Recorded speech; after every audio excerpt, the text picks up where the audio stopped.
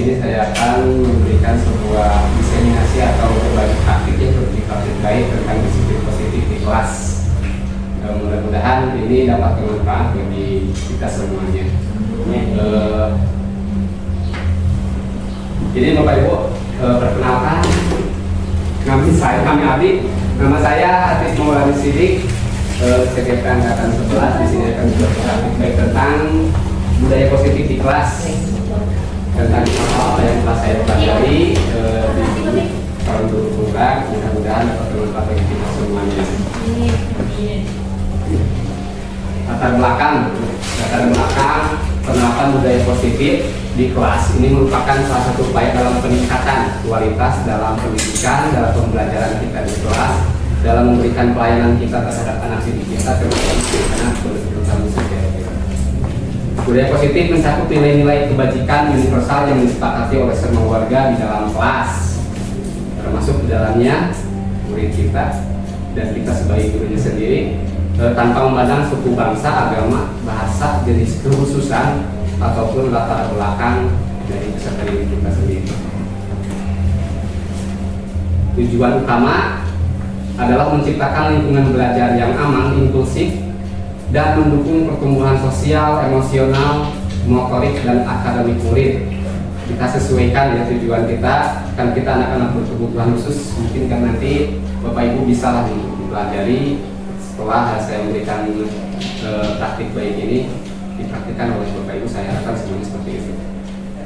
Budaya positif juga bertujuan untuk meningkatkan kebersamaan, keterlibatan murid dalam pembelajaran, rasa saling menghargai, toleransi, kemandirian, dan motivasi intrinsik murid. Dalam hal ini motivasi yang timbul dari diri anak sendiri, gitu. Bukan motivasi yang telah diberikan oleh kita berupa penghargaan ataupun apapun, namun yang diharapkan motivasi ini timbul dari anak-anak didik kita, timbul dari dalam hatinya.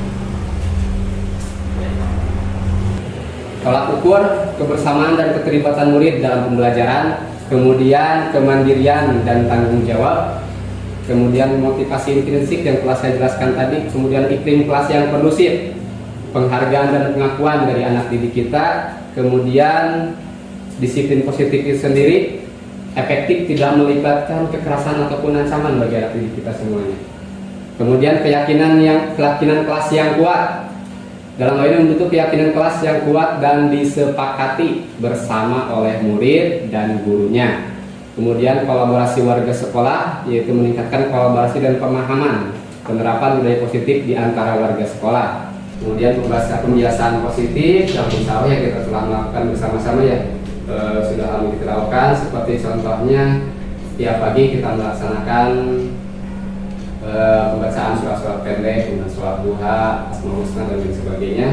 Kemudian kami juga melakukan evaluasi berkala untuk memastikan bahwa budaya positif yang kita laksanakan, yang saya laksanakan itu terus berkembang dan diterapkan dalam sebuah konsisten. Ini masa tindakan yang akan saya lakukan yaitu persiapan. Alhamdulillah setelah dilakukan persiapan saya sudah melakukan kesepakatan kelas dengan murid saya, juga sudah melakukan penerapan simulasi tentang segitiga institusi. Nanti kita bahas bersama-sama apa itu segitiga institusi ya. Kemudian sosialisasi, alhamdulillah pada hari ini saya dapat melaksanakan sosialisasi dalam arti mungkin berbagi praktik yang telah saya lakukan tentang disiplin positif. Juga kedepannya saya akan juga melakukan evaluasi berkala dalam rangka biar terus berkembang dan konsisten dalam pelaksanaan budaya positif ini. Dukungan yang dibutuhkan tentu dari Bapak Ibu semuanya, Bapak Ibu guru, juga dari kepala sekolah, kemudian juga dari staf tata usaha. Sumber daya yang dibutuhkan antara lain ruangan kelas yang nyaman bagi kita semua, bagi kita sebagai guru dan muridnya, kemudian laptop, layar, screen, ternyata dari tembok apa-apa. Yang penting sudah tertayangkan di tembok ya. Kemudian post-it, handphone untuk dokumentasi, spidol, powerpoint, lembar kerja, dan wifi. Ini yang pertama Bapak Ibu, disiplin positif dan nilai-nilai kebajikan universal. Ada yang tahu apa sih nilai kebajikan universal? Ada yang tahu nggak?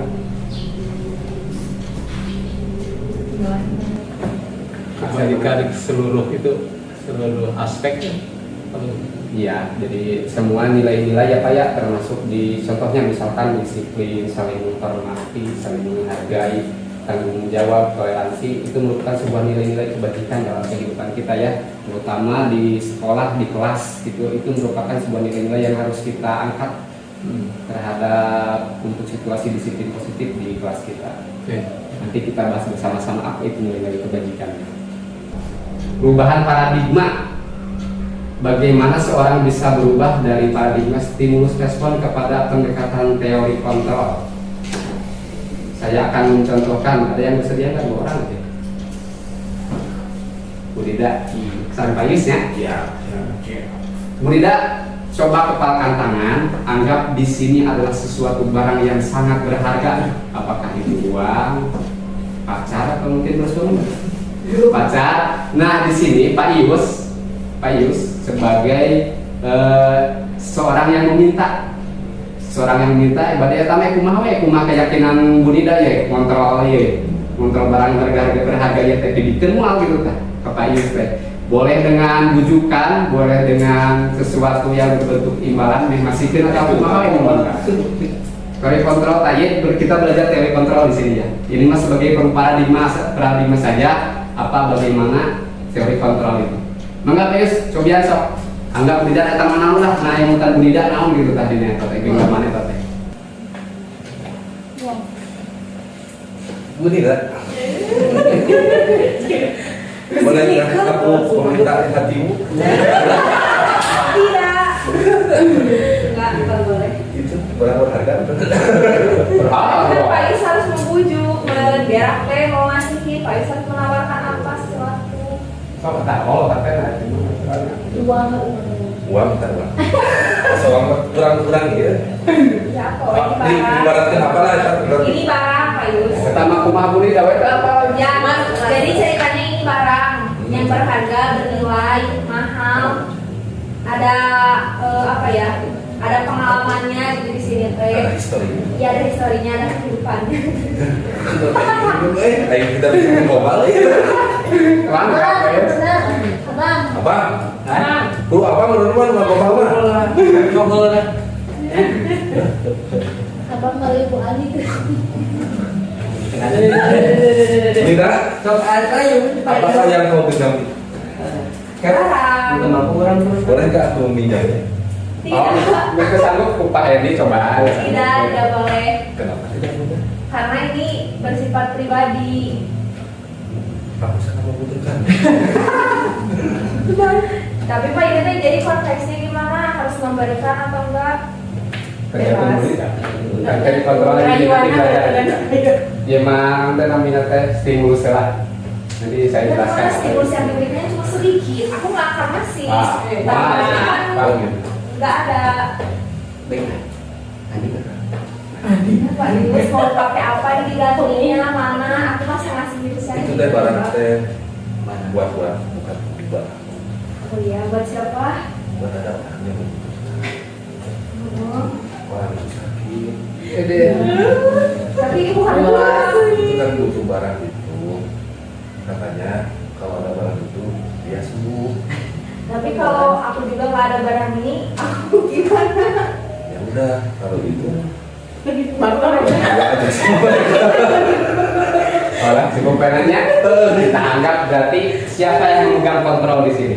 Budida. Tapi nggak paham ya teori kontrol teh gitu. Jadi kita yang memegang kontrol, termasuk murid-murid juga gitu. Mereka punya kontrol sendiri, bukan kita yang harus mengontrol. Tapi kita memberikan sebuah stimulus bagaimana cara murid mengontrol tingkah laku pemikirannya. Gitu. Jadi bukan sebuah paksaan, hukuman pada murid itu, bukan seperti itu. Jadi pada dasarnya anak-anak memiliki kodrat tersendiri, karakter tersendiri yang tidak harus kita paksakan untuk bisa berubah. Paham nggak? Nah, gitu. Maksud teori kontrol itu seperti itu. Jadi perubahan paradigma kita terhadap peserta didik harus dirubah, mindsetnya seperti apa? Seperti yang tadi dicontohkan, ada sebuah teori kontrol, ada sebuah kontrol dari mudida. Itulah anggaplah kata budak itu, orang tuh bisa ngontrol namanya. Tapi yang dimaksudkan di sini kita hanya sebagai penuntun untuk mereka gitu kan. Ya, paham ya? Paham. Kipas Pak, kipas. Di kita saja. Kalau ternyata di payung 3 gini tangan gitu. Di luar Sudah mulai ayah-ayah harga. Apa makna kata disiplin? Ketika mendengar kata disiplin, apa yang terbayang dalam benak Anda pasti sebuah tata tertib, peraturan, kemudian kepatuhan kita pada peraturan tersebut. Kita paradigma kitanya sebagai dahulu seperti itu kan? Ya. Apa ada mungkin ada yang lain? Ada nggak? Apa memang seperti itu? Ketegasan. Bapak pendidikan kita yaitu Ki Hajar Dewantara menyatakan bahwa di mana ada kemerdekaan disitulah harus ada disiplin yang kuat. Sesungguhnya disiplin itu bersifat disiplin pribadi, yaitu kita sendiri yang mewajibkan kita dengan sekeras-kerasnya, tetapi itu sama saja. Sebab jikalau kita tidak cakap melakukan disiplin diri, wajiblah penguasa lain mendisiplinkan diri kita. Dan peraturan demikian itulah harus ada dalam suasana yang merdeka. Nah, jadi inti nama disiplin itu tumbuh dari dalam diri pribadi sendiri, merdeka sendiri. Jadi kamu ayana teori seperti yang Dewantara ieu, namun ayana tidak bisa mendisiplinkan diri, maka dibuat sebuah peraturan pada dia penginten konteks anu saya anu ku abdi dipahami yang budaya positif, yaitu nilai-nilai, keyakinan-keyakinan dan kebiasaan-kebiasaan di sekolah yang berpihak pada murid agar murid dapat berkembang menjadi pribadi yang kritis, terhormat dan bertanggung jawab. Bisa murid yang menjadi seorang yang mandiri, bisa. Jadi bentuknya yang kita kan anak-anak berkebutuhan khusus tentu berbeda-beda apa yang menjadi sebuah tujuan kita disiplin kita akan di rumah sih.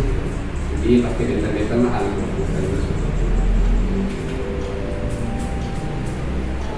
iya Bapak nilai-nilai kebajikan kami diurang di Indonesia utamina kurikulum merdeka, nilai kebijakan tertuang dalam profil pelajar Pancasila, yaitu 1. Beriman, bertakwa kepada Tuhan Yang Maha Esa dan berakhlak mulia.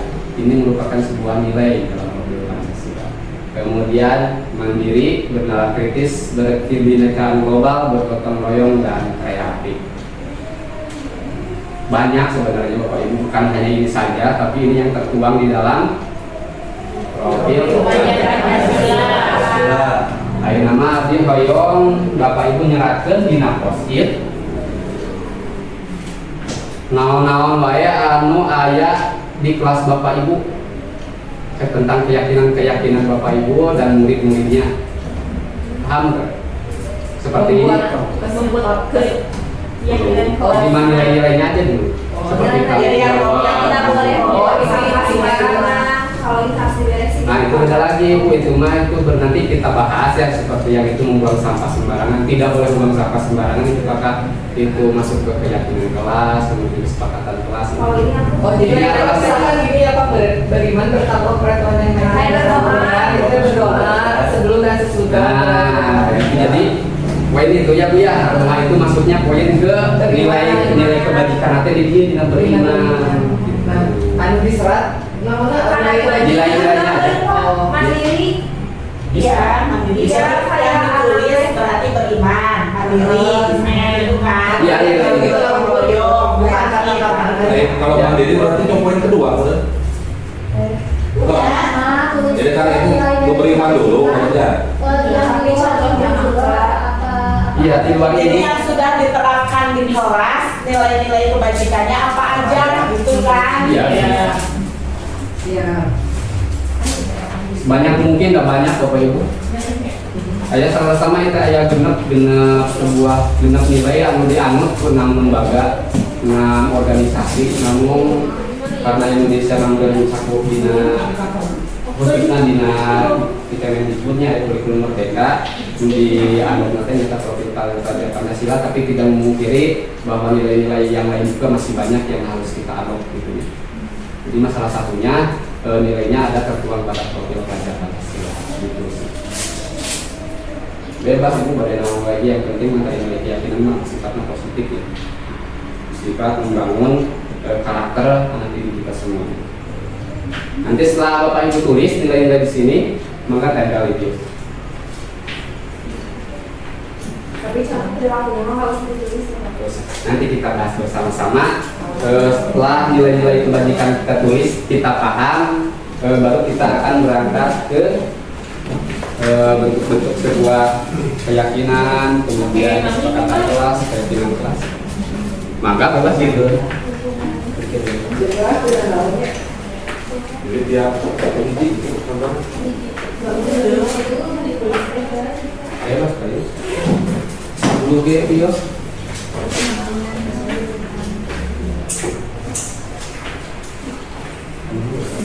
jadi pokoknya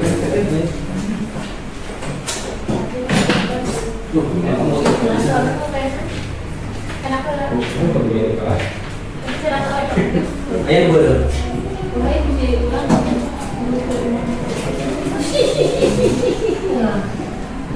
Ya iya, kamu bilang ya.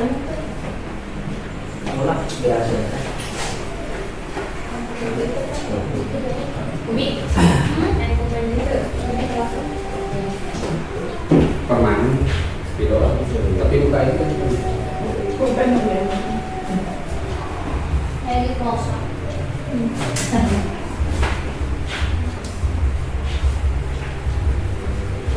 Ada yang boleh foto ya, boleh mantu seluruh atas lain. Lima sampel bisa nilai-nilai berbentuknya misalkan disiplin, bertanggung jawab, itu bisa. 5 nilai-nilai yang tertuang di dalam profil pelajar Pancasila ini nilai kebajikan masyarakat itu. Dan ini di dalam kelas Bapak Ibu ada ulang video itu nilai-nilainya mangga tuangkeun di dina kelas.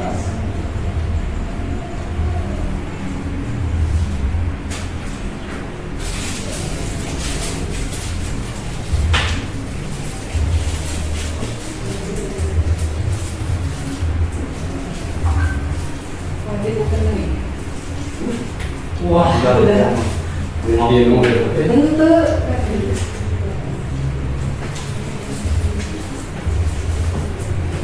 Anu kurang deh. Lumayan sih anu kurang kan? Bebas kan ya? Jualan menyontek. Lagi ujungnya. Gitu ini. Pulpen lagi. Oh berarti pas pada paham ya makanya di kertas ditarik mungkin ya. Keren ya?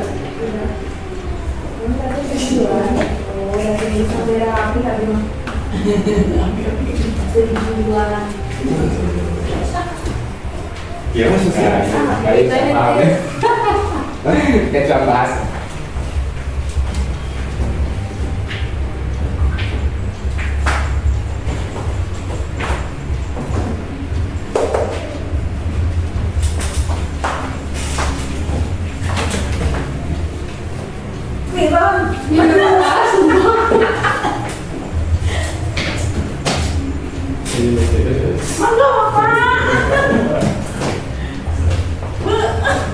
buru banget tadi saya orang tanah itu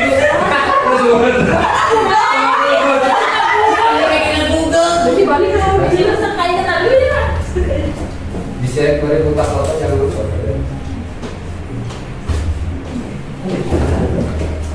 Kalau saya tadi itu. lahir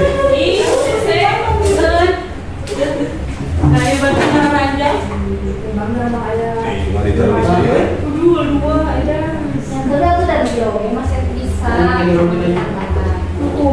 Dan musik orang siapa kurang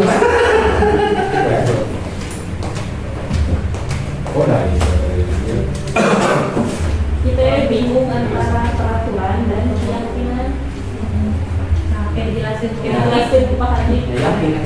Kedua. Kamu bingung kesepakatan dan keyakinan? Wacana. Nah, kan kerja sendiri. Kalau nilai-nilainya aja. kan hari halus ini kok bisa pembahasan Pak Haji menurut lagi mas coba Harus ada yang salah. Ada ya? Oh, foto. Oh, rata-rata pasti asal. Sudah paham berarti rata-rata kan ada hiji dua kan udah. Anu rada ini. Belum tepat. Jelas saling menghargai dan menghormati itu ya, ini merupakan sebuah nilai kebajikan ya, maksudnya misalkan ayat baiknya ya, menjaga lingkungan sekolah, jadi sebuah nilai kebajikan nanti naon peduli lingkungan, kebersihan itu maksudnya itu sebuah nilai kebajikan. Ternyata kan dari profil Pancasila, pelajar Pancasila ada masih banyak itu nilai-nilai kebajikan yang belum tertulis di dalam profil pelajar Pancasila yang kita terapkan ya di kelas masing-masing. Dan saya pribadi juga banyak nilai-nilai yang ditanamkan di dalam disiplin positif di dalam kelas saya. Dan dilihat dari tulisan Bapak Ibu di sini semuanya, hampir semuanya gitu ya, sudah paham apa itu yang dimaksud dengan nilai-nilai kebajikan. Jadi inilah yang dimaksud dengan nilai-nilai kebajikan yang harus kita laksanakan, harus kita adopsi di sebuah kelas kita ketika mengajar. Itu sudah paham alhamdulillah. Menggali nilai kebajikan di kelas. Ini sebagai pemantik saja, bila dijawab alhamdulillah. Ada sebuah pertanyaan, bila di sekolah Anda tidak ada aturan yang memberikan surat teguran bagi karyawan yang sering datang terlambat, atau tidak atasan yang memberikan Anda penghargaan menjadi karyawan terbaik karena sering tepat waktu, apakah Anda akan tetap datang tepat waktu atau untuk mengajar murid-murid Anda? Konsisten. Tadi saya bingung ada nyebut akar perpolakan batin dalam hati pribadi yakinlah dia pasti ada sesuatu yang positif, pasti sesuatu yang positif lah. Dari anu negatif mah pasti ada sebuah nafsu gitu. Daripada dasar mah kata emang bersih gitu. Ya harus serius. Anda dari motivasi berikut, apakah sudah mendasari perilaku murid Anda di sekolah? Ini sebuah ini ya, paradigma pemikiran kita, apa yang harus kita laksanakan ternyata dilaksanakan oleh murid. Tentunya diri pribadi kita juga harus mendisiplinkan diri menjadi suri tauladan bagi anak. Kemudian ada pertanyaan pemantik kedua, nilai-nilai kebajikan apa yang Anda rasakan penting saat ini untuk ditanamkan pada murid-murid Anda di kelas sekolah Anda? Tadi sudah dipaparkan oleh Bapak Ibu semuanya ya, di sini nilai-nilai yang telah Ibu lakukan di kelas masing-masing. Itu maksud nilai kebajikan dalam kelas ya. Selama ini ya mungkin insya Allah sudah pada melaksanakan, namun pada teorinya mungkin tidak tahu siapa sih nilai kebajikan. Ini harus paham.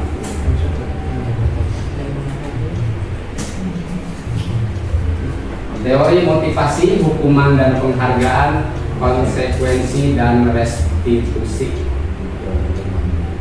Dalam bukunya Restructuring School Discipline, Ian Gosen menyatakan ada 3 motivasi perilaku manusia, yaitu yang pertama untuk menghindari ketidaknyamanan atau hukuman. Kemudian yang kedua untuk mendapatkan imbalan atau penghargaan dari orang lain. Dan yang ketiga untuk menjadi orang yang mereka inginkan dan menghargai diri sendiri dengan nilai-nilai yang mereka percaya. Pertanyaan-pertanyaan pemantik tadi sebetulnya itu untuk sebuah motivasi perilaku. Yang ketiga, jadi ada penghargaan diri sendiri gitu, penghargaan nilai-nilai yang kita percayai yang harus kita laksanakan gitu. Itu pertanyaan-pertanyaan pemantik yang tadi itu seperti itu. Jadi Bapak Ibu mempunyai nilai-nilai yang Bapak Ibu percaya semuanya, padahal seperti itu gitu kan. Namun karena ada sebuah mungkin apa ya, seperti yang tadi disebutkan dalam istilah Islam dengan nafsu eta menjadi padahal mah insya Allah dalam hati masing-masing pasti ada sebuah nilai-nilai yang Bapak Ibu semuanya sudah paham, sudah tahu ini benar ini salah.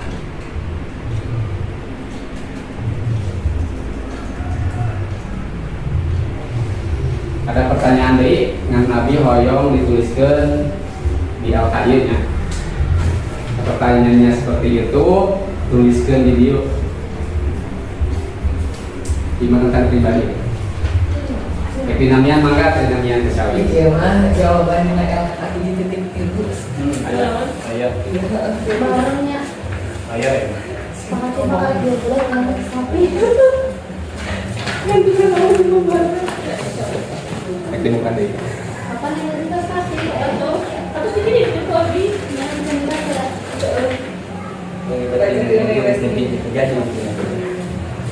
sudah Oh, ini kelompok. Oh, betul. Ada kelompok kali ini. Ya kok stres itu? Bukan stres. Ini apa? Boleh beres. Tapi masa nama motivasi hiji jeung tilu. Kalau karena tidak ingin. Anda terus belajar, mangga diperkuat deh. Kita saling diskusi lah ini nama kita. Abdi nge-sharekeun pamintan bila ada patarosan kita sama-sama berdiskusi.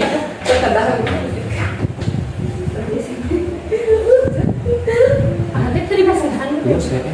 Kok serius kok?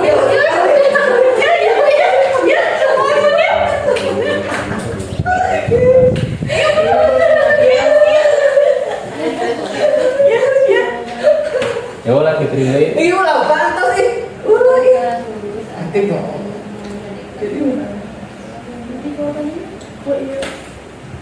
Jadi mah tentang pribadi, ibu bapak ibu nggak usah bingung-bingung.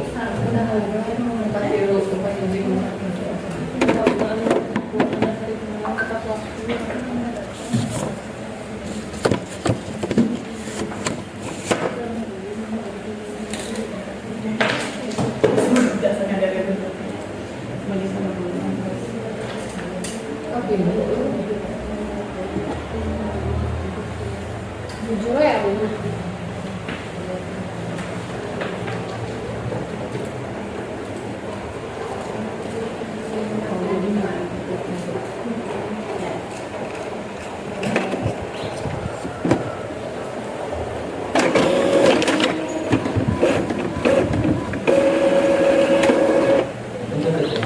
Ya, boleh ayo. Itu mau. Iya, ya.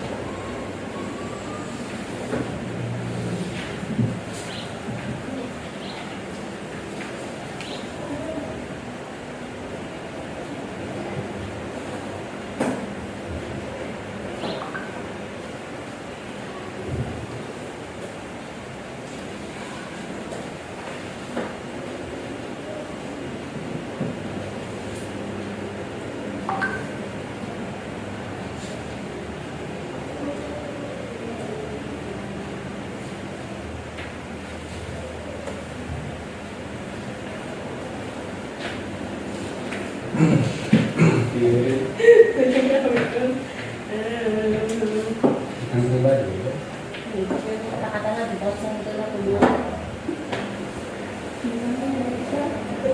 Tadi beda sih. Ya Mami,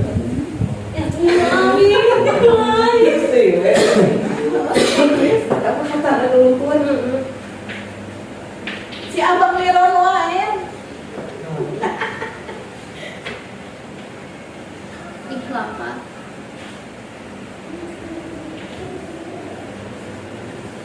Ya, ini bisa nulis apa balikin kabel.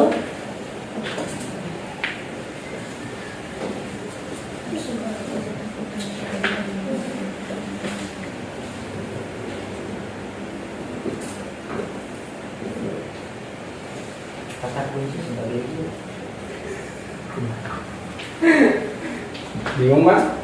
Bingung jadi kan pembahasan tanda tanya. Ubah simpel jawabannya. Jawabannya mah proporsionalitas. Nah, gitu. Saya tahu. Ini sudah katakan.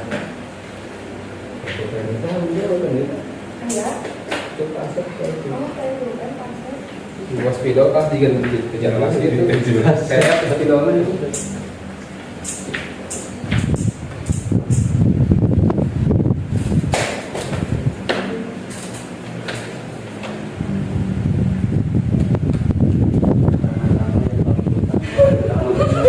Jadi pemilih.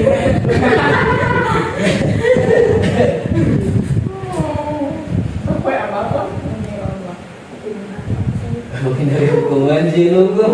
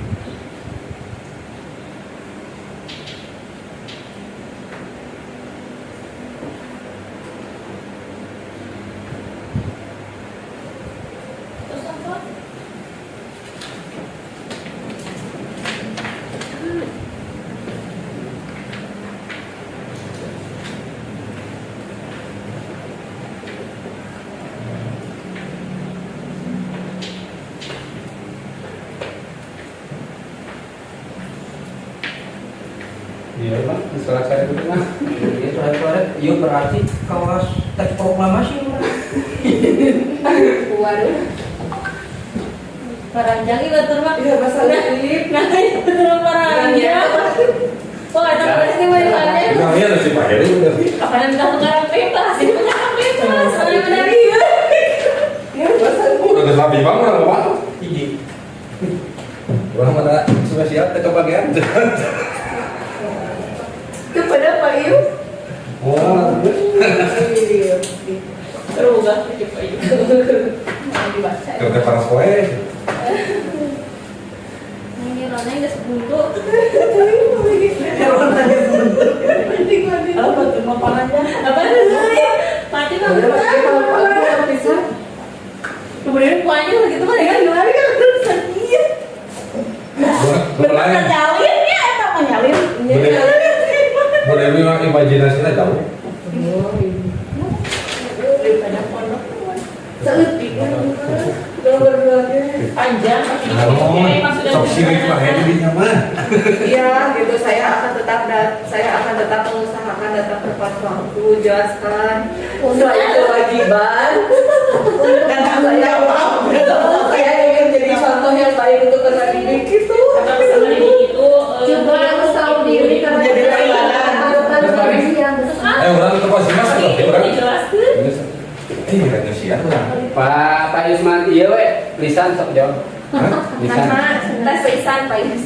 Kawan? Tuh. Jawab. Oh, enggak siapa ya? Orang sudah sudah iya mas. Kepada sendiri aku nggak jawab. Betul, betul. Nyala menjawab secara singkat. Abang terakhir. Topeh lalu. Jadi ditinggal siapa? Berbagai Orang dewasa lah, bacakan. Nah, terima kasih dibacakan. Pondok bener banyak.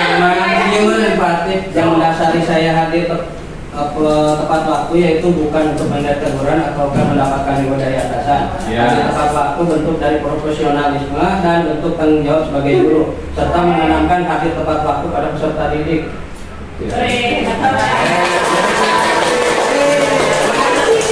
Nomor berapa? Kita teman. Nomor mana? Saya lalu soal bacaan di sana.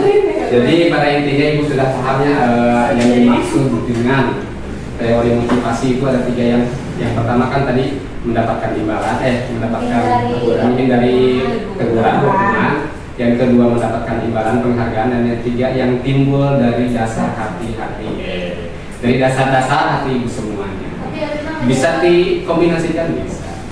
jawabnya kombinasi dari ketiga ya. Bisa. Karena secara Bisa. manusiawi memang kadang ingin mendapatkan pujian, kebebasan, terus menghindari hukuman juga. Tapi yang paling terima memang itu menghargai diri sendiri dan menjadi contoh bagi siswa. Dan itu yang paling jawab utama. kita.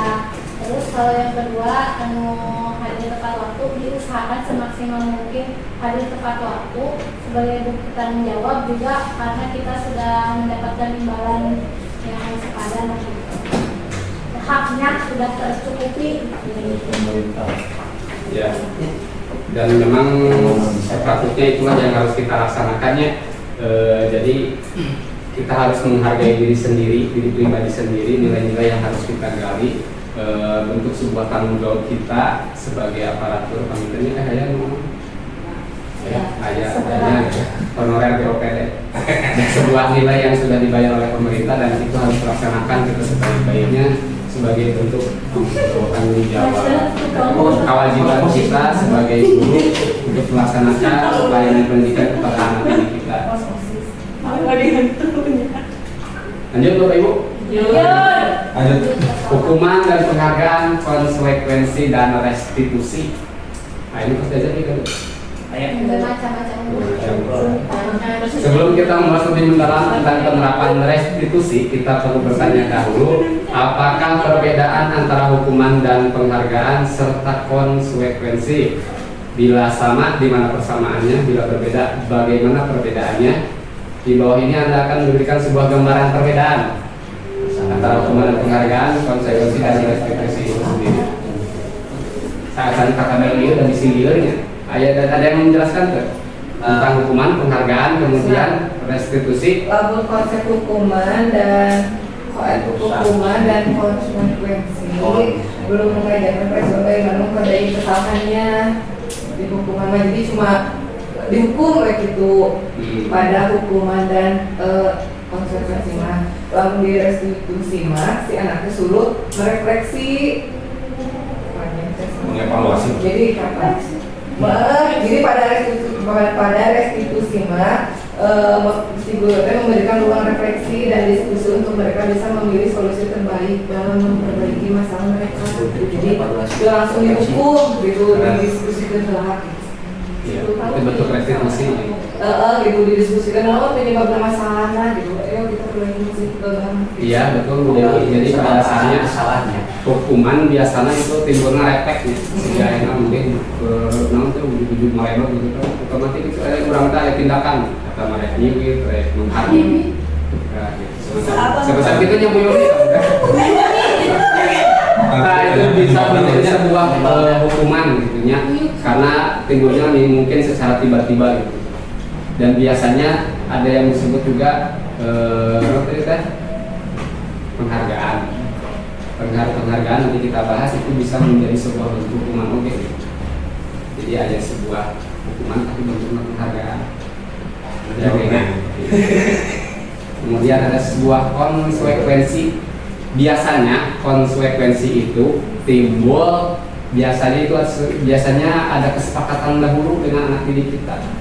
Misalkan ada kesepakatan antara kita bahwa masuk telatnya jam belajar 5 menit, ada sebuah konsekuensi yang harus ditanggung oleh anak tersebut. Misalkan Bapak guru olahraga nih Pak, murid telat 10 menit, murid ngelak sok 10 menit deh, gitu. Nah itu sebuah konsekuensi, paham nggak? Beda aja hukuman, akhirnya datang terlambat ke sekolah, udah kayaknya setengah jam, push-up 10 kali. Kan buat yang tertulis ya atau boleh lisan, boleh tertulis itu kan. Kalau bentuknya hukuman biasanya tadi soal ABTA ternyata sifatnya mendadak. Jadi tanpa ayat naon langsung dihukum. Itu mah ya pembuktiannya naon disebut dengan hukuman. Kemudian konsekuensi restitusi tadi oleh Ibu Dewi sudah jelaskan yang dijelaskan restitusi. Jadi pada dasarnya restitusi mah ada sebuah tindakan oleh kita. Jadi budaknya digali dulu aja, kunaon sih melakukan tindakan yang salah tersebut. Keyakinan mana kita nanti kita bahas tentang segitiga restitusi ini. Ada sebuah kapan dilaksanakan pengantar saja dulu. Nah di dia tadi Bapak Ibu ada identitas gagal, indikator pada sebuah hukuman, yaitu sesuatu yang menyakitkan harus terjadi seperti yang bilang saya tadi. Dalam anak melakukan kesalahan harus kita hukum, biasanya membekas beberapa STM-nya. Wah, duit kalian nanti dicabukan dan saya tak indikatornya. Kemudian indikator disiplin, sebuah konsekuensi, ya sesuatu harus terjadi gitu. Biasanya kan tertulis tadi sekali melakukan kesalahan, kemudian konsekuensinya mengunting lapangan, itu harus terjadi. Kemudian restitusi merupakan pilihan dari seluruh Dewi. Kunaon ditaruh sudah terjadi diskusi kunaon sih sudah melakukan kesalahan, motivasinya kunaon melakukan kesalahan ya kan. Terus kemudian terus sih kurang teh kumaha upami kesalahan tidak diperbuat, apa yang harus kamu lakukan. Jadi diberikan sebuah pilihan itu anak-anak didik kita dari restitusi. Jadi tidak sekedar menghukum, tidak sekedar konsekuensi, tapi ada sebuah nilai-nilai yang didiskusikan dengan tersebut. Bagaimana cara memecahkan permasalahan agar anak tersebut tidak melakukan hal-hal negatif lain. Itulah fungsinya restitusi. Ayo. Nah, Bapak Ibu, luka hiji.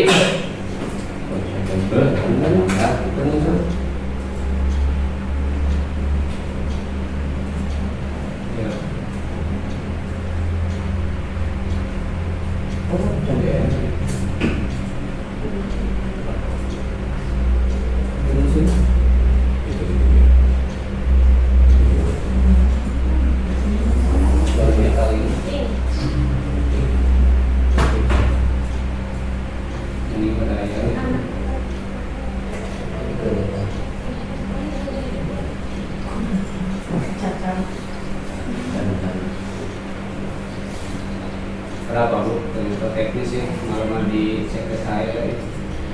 Ini panintan. Kopi kita kopi. Nah, kopi mau main. Apa sih itu intinya? Di dua satu ya? Iya betul. Tapi Di Zoom ada Pak. tuh kan hilang. Ada betul nggak? Di show, slide di show Pak. Slide show. Mata ini Ada sudah bisa tuh muncul. Bisa. Di galeri aja.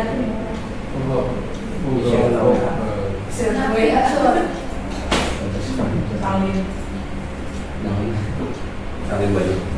Google Doc. Dengan sini. Sebenarnya tindakan guru sebutkan hukuman atau konsekuensinya. Mencatat 100 kali di dalam buku kalimat. Saya tidak akan terlambat lagi karena terlambat sekolah. Hukuman. Paham berarti ya.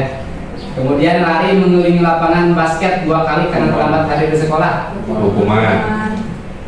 Membersihkan coretan yang dibuatnya di meja tulis. Kemudian murid diminta untuk push up 15 kali karena tidak menggunakan masker ke sekolah. Konsekuensi.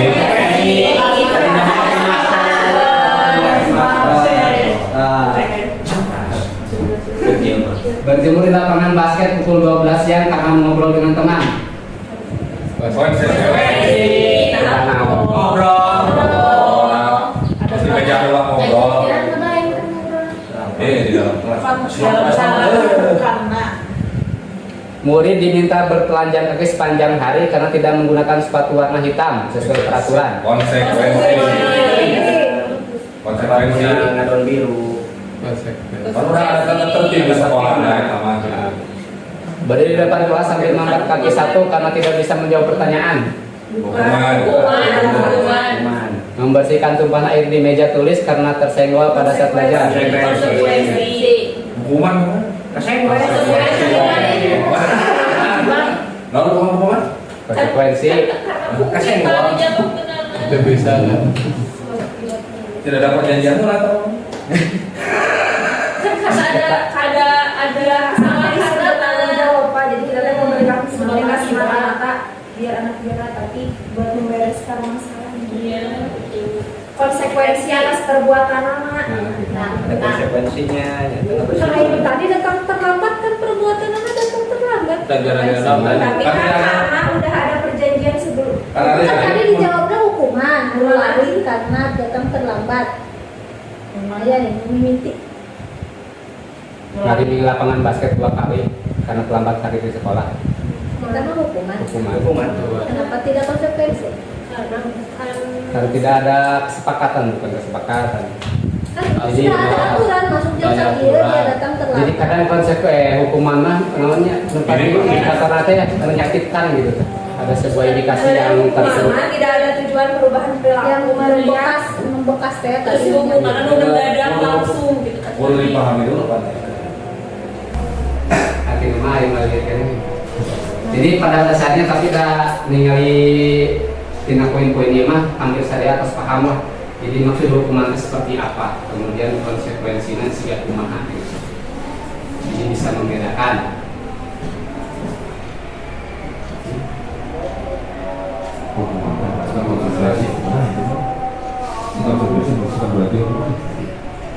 Kalau tadi sambung kayak Sambung Sambung aja. sekarang ini sambung. Kalau dulu ya.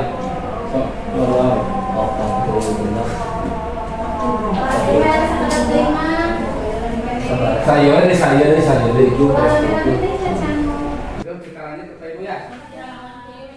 Ke suara kayak nam. Kata acan di kawitan sebelum kita mulai ada SD King Sawit. Suang kita bermain kata. Kata tidak tadi ya. Bermain kata nama-nama hewan, nama makanan tadi lagi.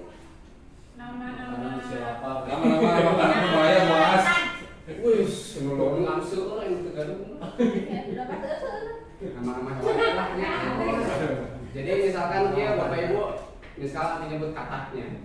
Ada huruf terakhir TK. Kodok, kodok, Kambing. Sok tembak kesahakan. Ngapain itu? Ini kamu Ulang apa ya? Misalnya aku kan. Enggak. Mas orang kata kambing jadi Apa ya? Oh ya sok. Nah, di kawitan tiadinya.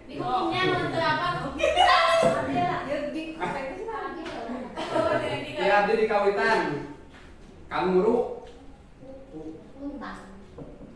Kucing. Ayam.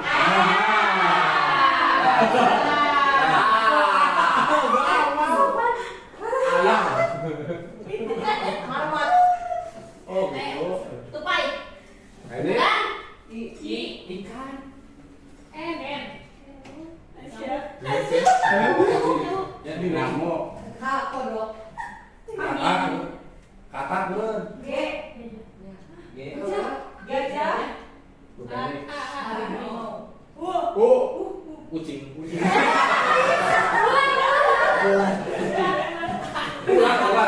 Ular. Terus tamat ya. Terus ayo ke. Nama makanan tuh biasa makanan. Seblak.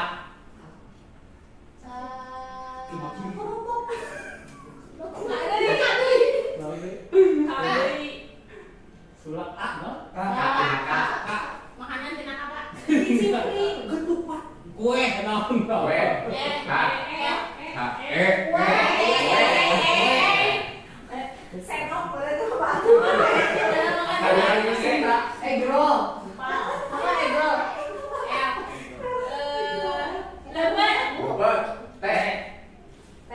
Tahu makanannya, tahu goreng.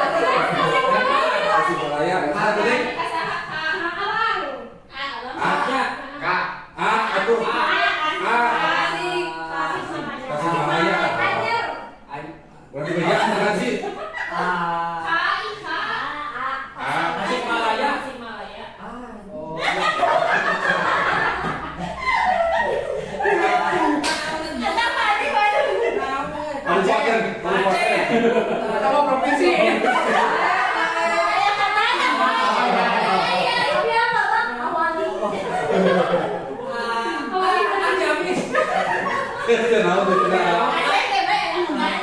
Ah, pada aja teman. Kasih di mana kita lagi aja. Abon.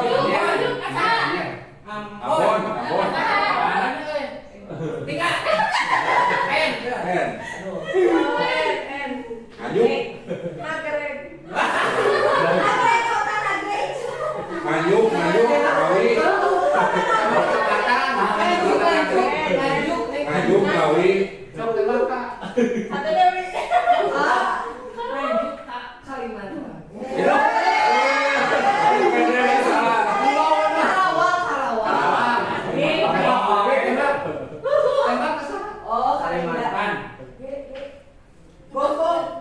Oh, benar.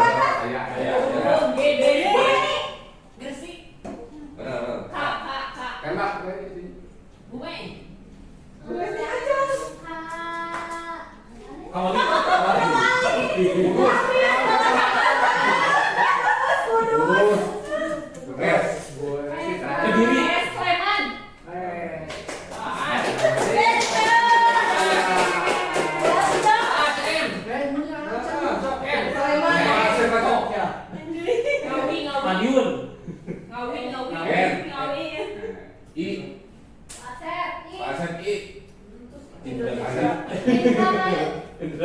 IKN. Kasarnya keserian. Dari mana yang suruh tinggal mata ini? Lanjut ke Bapak Ibu ngelanjutin tadi tentang hukuman dan konsekuensi. Ayeuna aya istilah nu disebutna dihukum oleh penghargaan. Dihukum oleh penghargaan. Kartu Di kuning. sini saat kita berulang kali menjanjikan hadiah kepada anak-anaknya agar bertanggung jawab seperti memberikan permen, itu kan misalnya sesuatu kasihan ribut, gitunya ribut. Kepada seorang murid agar mempelajari sesuatu yang baru atau kepada seorang karyawan agar melakukan pekerjaan yang berkualitas, kita sering berasumsi mereka tidak dapat melakukannya atau mereka tidak akan memilih untuk melakukannya. Ini berdasarkan al-fitrah. Ini dapat berpengaruh bagi hukuman sebagai penghargaan itu menurut teori bahwa dapat berpengaruh terhadap jangka panjang dan jangka pendek. Penghargaan efektif jika kita menginginkan seseorang melakukan sesuatu yang tidak inginkan dalam waktu jangka pendek. Jika kita menggunakan penghargaan lagi dan lagi, maka orang tersebut akan bergantung pada penghargaan yang diberikan serta kehilangan motivasi dari dalam motivasi intrinsik yang tadi dijelaskan. Jika kita mendapatkan penghargaan untuk melakukan sesuatu yang baik, maka selain kita senantiasa berharap mendapatkan penghargaan tersebut, itu Bapak Ibu, jangka pendek dan jangka panjang itu akan berpengaruh terhadap anak. Yang biasa menjelaskan. Tidak. Yang mikir untuk misalkan jangka pendek, jadinya kan anak akan ketergantungan kalau suatu teh pasti mengharapkan hadiah, artinya dia termotivasi karena hadiah tersebut. Jangka panjangnya ya jadinya teh kan nanti yang ketergantungan itu gitu kan. Misal tadi kan Bapak yang ngomong hasil kan si tujuan anak tercapai, tapi kan lama-kelamaan tidak bisa akan begitu. berketergantungan. Jadi timbulnya motivasi intrinsik nanti bukan karena sebuah bukan sebuah motivasi di dirina gitu kan, tapi bentuknya dari penghargaan ya Pak. Jadi bukan diburukan mah aja kan. Tapi tergantung. Iya, makanya dia teh didiskusikan apakah sebuah bentuk penghargaan itu diperlukan atau tidak, itu tergantung kembali kepada muridnya sendiri. Iya, sebenarnya kan dulu Bapak teori apa ya, ada juga teori yang lain kalau misalkan si reward itu teh emang sangat-sangat berpengaruh, tapi ada tahapannya juga. Setelah reward teh ada yang namanya tahapan kayak untuk menyamarkan si rewardnya, kayak ada yang namanya fading yang gitu lah. Jadi nanti anak teh sampai di tahap generalisasi, kalau ada di tahap generalisasi mah anak teh udah nggak pakai reward lagi gitu. Jadi itu teh emang ada tahapannya. Jadi setiap teori teh pasti punya keyakinan sendiri gitu, beda-beda. Iya, itu beda. Jadi inti nama anak-anak SLB mah intinya itu jadi itu soal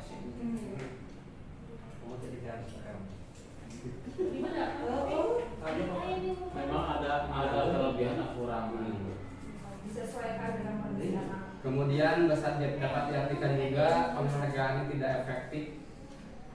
Suatu penghargaan adalah suatu guna atau peristiwa yang diinginkan yang dibuat dengan persyaratan. Dan jika Anda melakukan hal ini maka Anda akan mendapatkan hal yang diinginkan. Jika orang menginginkan sesuatu, dibedakan pula juga. Kemudian jika saya mengharapkan suatu penghargaan dan tidak mendapatkannya, maka saya akan kecewa dan berkecil hati, serta kemungkinan lain kali saya tidak akan berusaha sekeras sebelumnya. Di sebuah sebagai juga perlombaan gitu ya.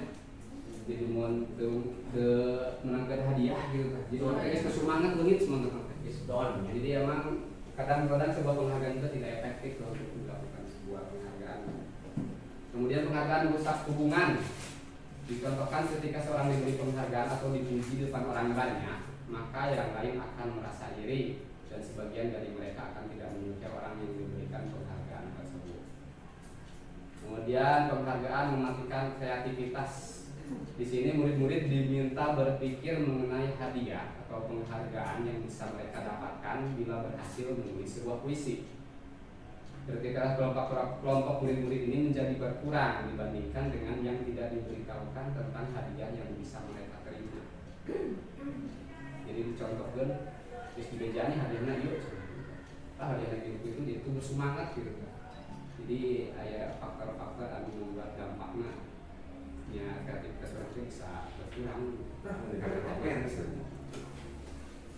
Jadi inti nama karena tidak timbul motivasi intrinsik di murid-murid.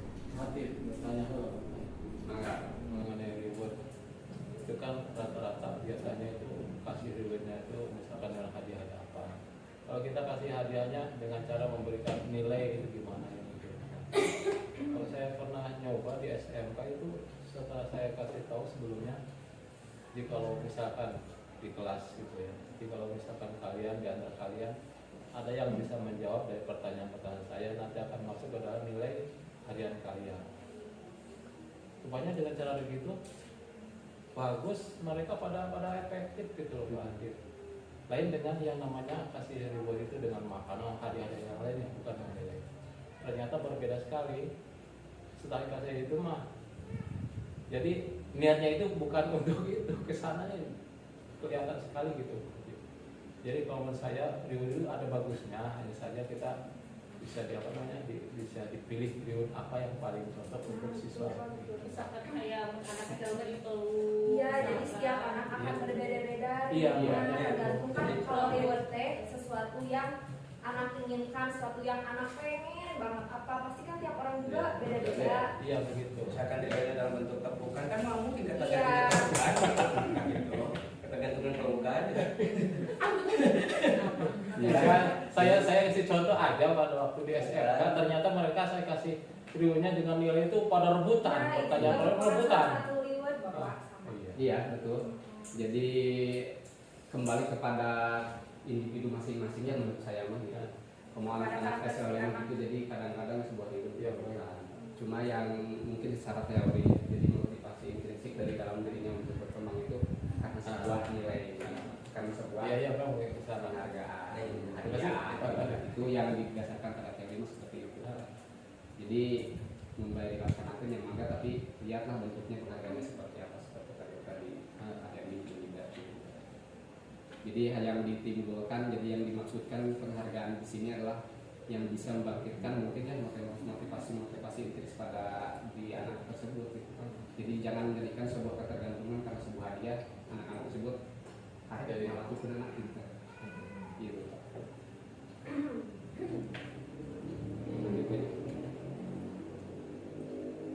Kemudian setelah penghargaan di sini kita akan membahas sebuah yang namanya istilah dengan restitusi, sumber-sumber restitusi. Jadi siapa Yusman Reproduksi.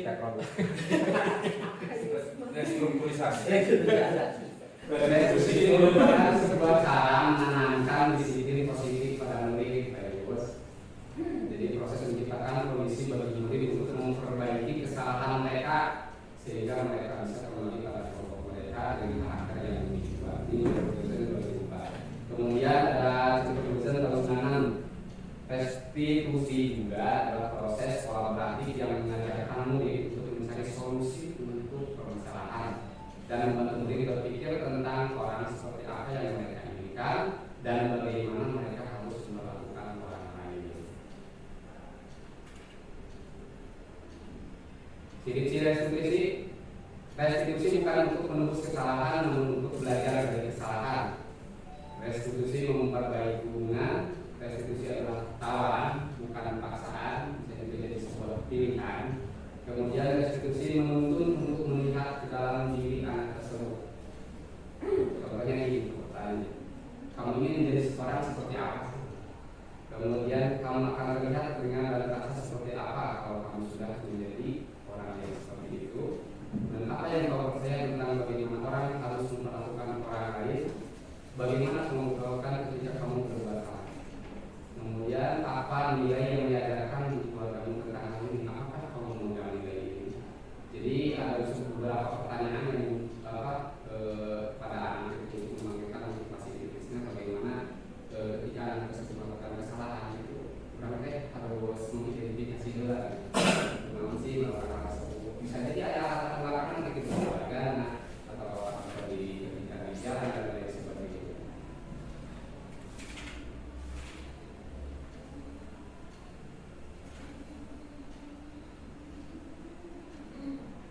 Keyakinan kelas atau ibu di rumah kali ini membentukkan keyakinan kelas. Tahap pertama itu tahu kan keyakinan kelas yang mengenal kesepakatan keyakinan Kira-kira cuma yang ekam. di mana menurut apa? Iya kita mesti. Pembentukan keyakinan kelas bersifat lebih abstrak daripada peraturan yang lebih rinci dan lebih konkret. Keyakinan kelas berupa pernyataan-pernyataan universal. Keyakinan kelas senantiasa dibuat dalam bentuk positif. Keyakinan kelas nanti tidak terlalu banyak sehingga mudah diingat dan dipahami oleh seluruh warga kelas. Keyakinan kelas sebaiknya sesuatu yang dapat diterapkan di lingkungan tersebut. Semua kelas nanti ikut berkontribusi dalam pembuatan keyakinan kelas lewat bagian sudah pendapat atau diskusi. Kemudian bersedia menjawab kembali keyakinan kelas dari waktu ke waktu. Jadi setelah Bapak Ibu melaksanakan keyakinan kelas berubah, keyakinan kelas ini bisa baik kan dalam sebuah perjalanan ada sebuah keyakinan yang harus ditambah mungkin atau dikurangi karena keadaan kelas tersebut. Jadi bisa macam-macam hubungan kelas Bapak Ibu diajarkan, hubungan Bapak Ibu anu Rina, hubungan nama baik itu biasa bermacam-macam. Ayo contoh keyakinan kelas. Keyakinan kelas 1, setiap anggota kelas perlu belajar, setiap anggota kelas perlu senang. Jadi kelas anak ini kelas 2 berkaitan kelas 7 juga. Nilai kebajikan dan terhormat bentuk keyakinan kelasnya kami meyakini bahwa sangat penting untuk menghormati semua orang dan barang di orang lain. Kemudian bekerja, kami meyakini bahwa sangat penting untuk mengerjakan segala pekerjaan atau mengikuti kegiatan yang telah ditugaskan. Kebajikan kebajikan yang diterima dan dimiliki. Keyakinan kelasnya kami meyakini bahwa sangat penting untuk merasa diterima pada suatu kelompok dan saling peduli satu dengan yang lainnya.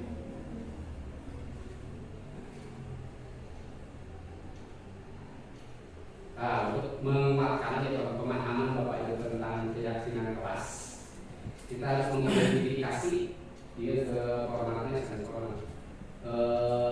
pengidentifikasi nanti berdasarkan PLT jadi tampak dan tidak tampak gitu. Di sini ada nilai kebajikan atau formatnya. Jadi harus diidentifikasi juga harapan seperti mana soal menghormati yang nilai harapan seperti datang ke tempat waktu, mendapat teman dan setiap hari, kemudian memberikan barang teman yang telah dipinjam dan misalkan terima kasih. Ini yang tampak di sehari kita dibahas, yang bertuju pada nilai kebajikan atau format. Kemudian yang tidak tampaknya segera datang terlambat atau cukup pada teman guru tidak peduli, tidak memberikan barang yang telah dipinjam dan meletakkan sembarangan. Itu berarti tulis ya.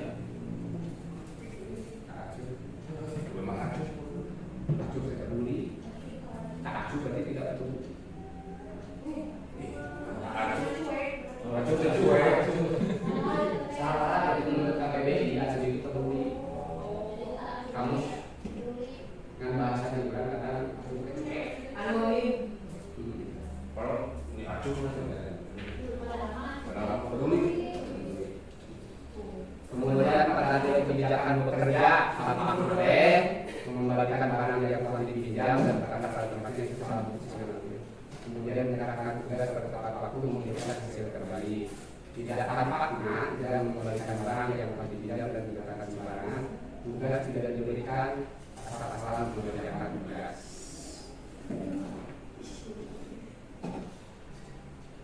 Rasa diterima dan dimiliki nilai tampak di keseharian kelas berdasarkan nilai kebajikan ini tersebut memiliki orang-orang seperti melibatkan semua anggota kelompok, kemudian memberikan kata-kata atau komen-komen menggunakan membesarkan hati bila teman kita berhasil, kemudian menjenguk atau menanyakan kabar teman yang kurang sehat atau sedang mendapatkan musibah.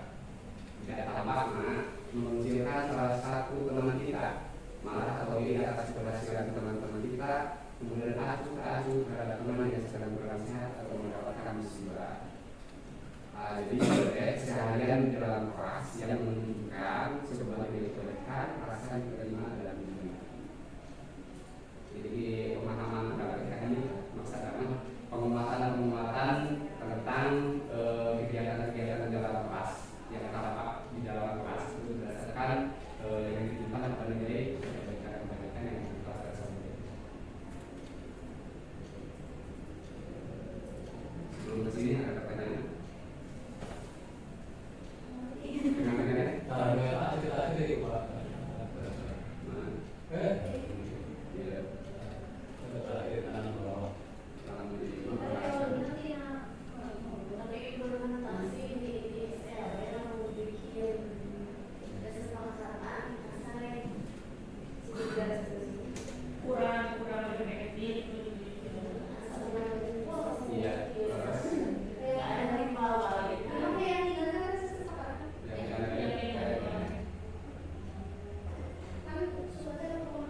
Jadi ya kami ada konsultasi sarang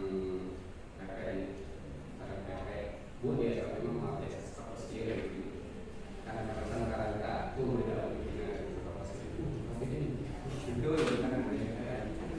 rumah itu sehingga kan masih masukan inisiatif mau kami ke yang kelas kesepakatan kelasnya bersama para guru. Jadi ada sebuah kolaborasi antara ibu dan orang tua kayak ini jadi boleh kan membuat sebuah kesepakatan, membuat sebuah keyakinan bersama orang tua. Kan kemarin kan selama di belakang itu sekolah, jadi mengalami sebuah skenario begini. Jadi ada rencana seperti itu dari membuat kesepakatan kelasnya. Jadi orang tua dari misalnya dua, lalu sekolah kan sampai itu. Anu terus ini kita minta nanti ada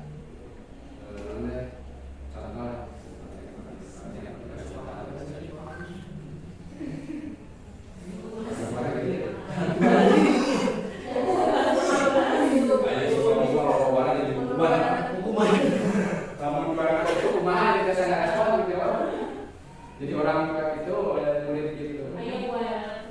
Kita baru mau hubungan mas. Jadi menurutnya didasarkan pada inisiatif Bapak Ibu, kreativitas Bapak Ibu untuk masyarakat. Jadi kadang-kadang sebuah keyakinan itu tidak tampak pada namun orang bisa dirasakan. Ada hal-hal kecil pasti yang ada yang menunjukkan sebuah keyakinan pada tersebut. Ada pasti ada teman-teman. Pulang sekolah, saling gitu kan sarannya sederhana itu kan juga bisa menjadi sesuatu yang dibagikan. Bagus sih pasti ada. Nah itu dimunculkan ada keyakinan. Biasa kolaborasi lalu kolaborasi jadi kebanyakan. Seperti kalau mendulang gimana?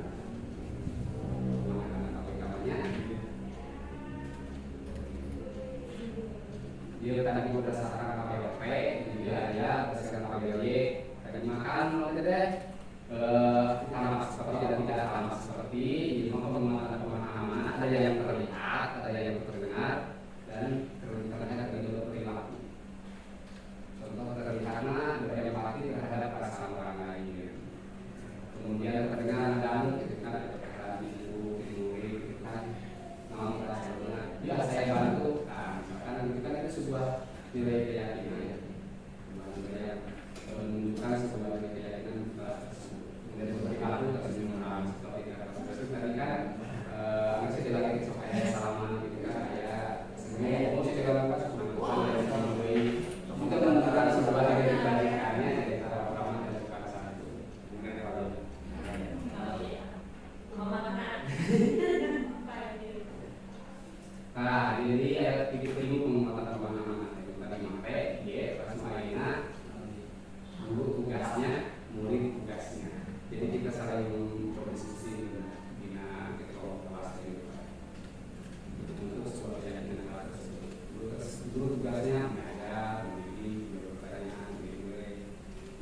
tugasnya belajar, mencoba menghasilkan karya yang terbaik bagi diri.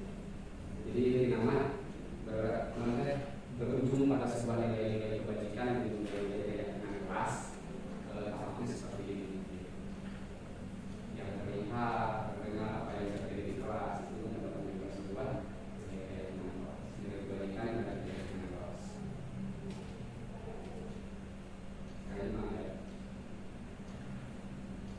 Coba luka ini kita kembalikan pada tempatnya yang dari kebajikan yang itu gimana? Tanggung jawab. Tanggung jawab, yo.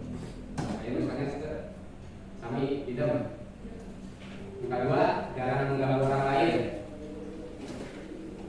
Saling menghargai. Bisa.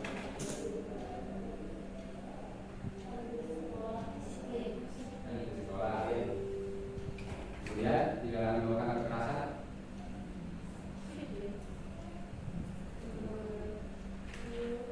Saling menyayangi. Nilai-nilai kebajikan yang dimana ya. Terus jangan menggunakan narkoba. Kesehatan, kebajikan kesehatan. Kegiatan yang perlu menggunakan, nah bisa. Dia yang mendirikan apa? Barang merokok, halus. Apa itu? Rokok ini. Kesehatannya gimana ya? Kesehatan. Kemudian menaikkan masker kesehatan. Berjalan ke kelas berjalan ke kelas. Iya, lebih Keamanan dan aman.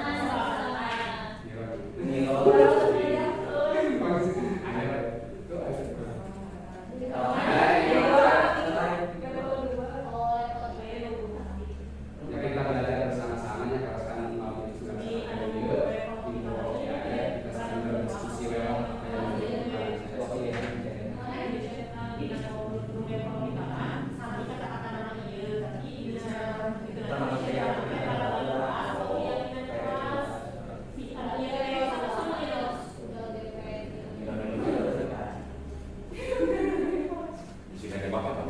Ayo Bapak Ibu, prosedur pembentukan keyakinan kelas.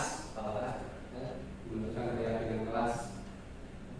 Langkah ini mempersilahkan warga sekolah atau murid-murid kelas untuk bertukar pendapat tentang peraturan yang perlu disepakati. Jadi Bapak kali ini dulu lah diskusi, karena ini di orang tua kemudian mencatat semua masukan-masukan pada murid di papan tulis atau di kertas, di mana semua anggota kelas sekolah bisa menilai hasil jurnal pendapat. Kemudian orang tua tulis kita yang masukan.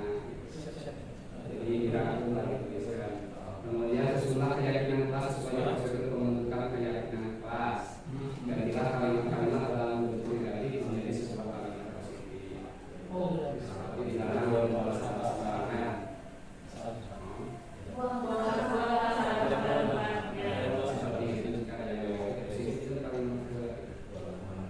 setelah itu tinjau kembali data jurnal pendapat yang sudah dicatat. Anda mungkin akan mendapati bahwa pernyataan yang tertulis di sana masih banyak yang berupa peraturan. Selanjutnya ada menjadi menemukan nilai kebajikan seperti yang tadi nilai kebajikan atau keyakinan yang dituju dari peraturan tersebut. Contoh perjalanan di kelas, dengarkan guru dan tempat waktu. Berada di bawah satu payung yaitu keyakinan untuk saling menghormati atau menjadi kebajikan hormat. Keyakinan inilah yang dimasukkan dalam daftar untuk disepakati. Keyakinan juga bukan pendalaman untuk peraturan keyakinan sekolah. Setelah itu tinjau ulang kembali keyakinan kelas secara bersama-sama. Seharusnya setelah beberapa peraturan atau disatukan menjadi beberapa keyakinan, maka jumlah butir pernyataan keyakinan akan berkurang. Karena nama berkurang karena pada poin tertentu keyakinan yang kita lembar itu ada misalkan ada dua, misalkan namanya dari membuang sampah pada tempatnya, kemudian menempatkan barang-barang pada tempatnya juga ya. Itu kan dua nilai yang kita akan menjawab. Bisa jadi dari nomor tersebut bisa jadi satu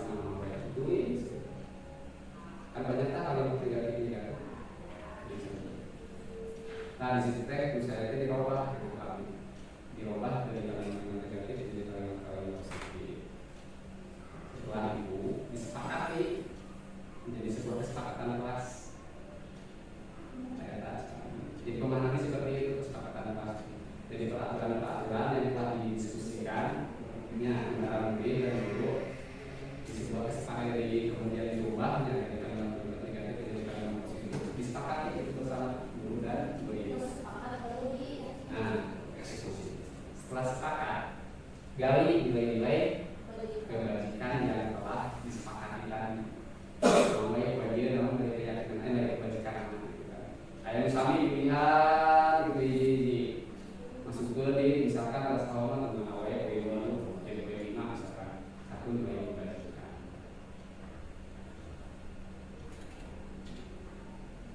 Tadi harus dilaksanakan secara ini banyak sebelum ada yang maksimal.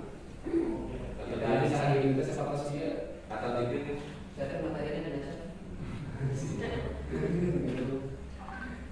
jelasnya. Keyakinan kelas yang telah saya dapatkan dengan murid. Oh, kesepakatan masalahnya mengamalkan ajaran agama untuk kebaikan bersama ayat 14 kesepakatan antara Yusuf. Bersikap baik, berkata sopan dan santun, bertahan dan mengikuti 2 jam belajar mengajar, kemudian menjaga kebersihan diri sendiri, kelas dan lingkungan sekolah, menciptakan suasana tenang pada saat belajar. Sehingga sesuatu ini benar-benar ini kelas dan ini silakan berikutnya kata titik dan ketika kali ternyata yang kelas itu jadi ayolah masukan diberikan harus yang bermanfaat gitu dalam kelas-kelas saling mengingatkan, mendukung dan membantu sekolah, memelihara fasilitas belajar di dalam kelas, merapikan kelas kembali ketika jam pulang, kemudian memberikan pemberitahuan dan izin ketika tidak masuk kelas, menggunakan HP ketika diperbolehkan guru, kemudian menit sebelum jam belajar harus masuk kelas, mengerjakan tugas yang diberikan guru, melakukan aktivitas sekolah dengan lengkap, saling menghargai dan menghormati. Keyakinan kelas yang dibentuk dari kesepakatan ini dengan muridnya, maka ini keyakinan kelas saja menghormati dan menghargai. Seperti sini semua siswa harus dapat saling menghormati dan menghargai satu sama lain, guru dan semua warga kelas. Kemudian bertanggung jawab, keyakinan kelas yang kedua, semua siswa minimal terhadap tanggung jawab sebagai pelajar. Disiplin, siswa harus memiliki kedisiplinan ketika berada di lingkungan kelas dan sekolah. Sopan dan santun, semua siswa memiliki etika dalam berbicara dan bersikap dan bertutur kata. Kemudian yang kelima, peduli lingkungan. Siswa senantiasa memiliki dan memelihara fasilitas yang ada di kelas. Peduli sesama, sering tolong menolong terhadap sesama ketika sedang membutuhkan pertolongan. Religius, siswa harus mempunyai peran sebagai kemampuan untuk beribadah dan beramal. Mulai yang tidak ada keyakinan kesepakatan menjadi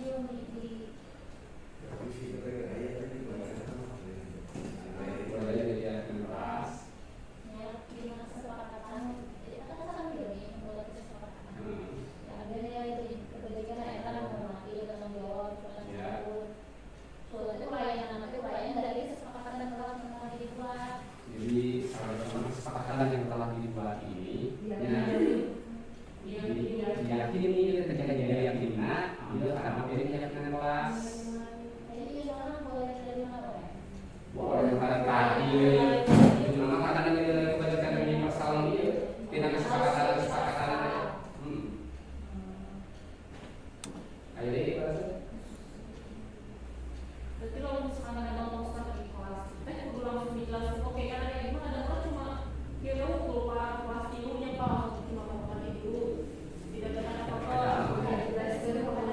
Ya jadi soalnya ada jadi media agama gitu. Cuma ini boleh baca dulu, tidak jelas dari apa saya perlu dijelasin dari tahu tidak.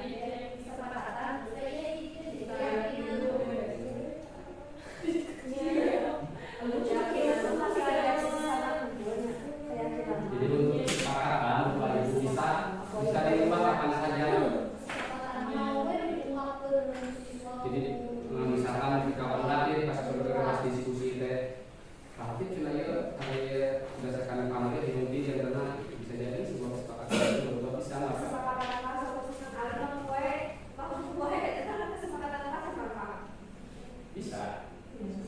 Kita kan ada nilai yang ditujukan nama. Tapi kalau misalkan kita kesepakatan aja itu saya ayah sih kita apa ayah sih hukuman lah misalkan itu ngelaksanakan kegiatan nanti ada konsekuensinya dari isi kita dari dia isi kita masih modifikasi perilaku Iya, berdasarkan bagaimana kan merupakan karena hukuman atau konsekuensi apa sih sebenarnya restitusi.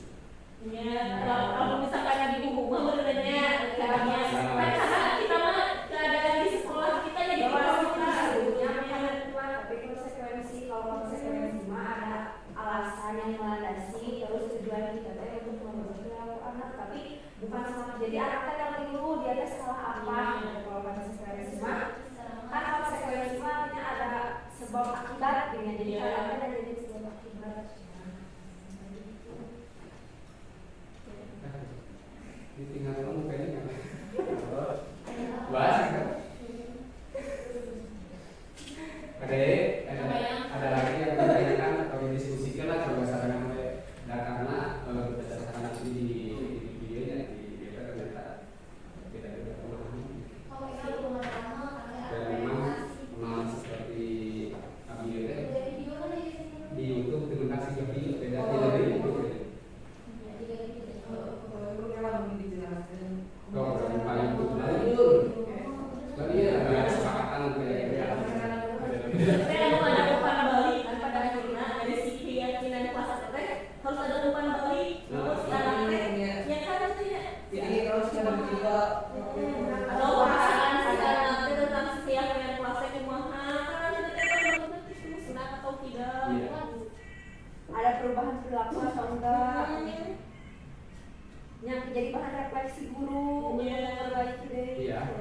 Jadi nanti bisa dikaji ulang kan kata saya juga nanti bisa dikaji ulang di perjalanan gitu kan. Data mah bentuk refleksi atau naon deh observasi kumaha sih dia rekan-rekan misalkan ada kekurangan atau kumaha bisa deh. Bisa ya. Oke. Yaitu kebutuhan bertahan hidup survival, kasih sayang dan rasa diterima, kemudian kebutuhan kebebasan, kesenangan dan penguasaan.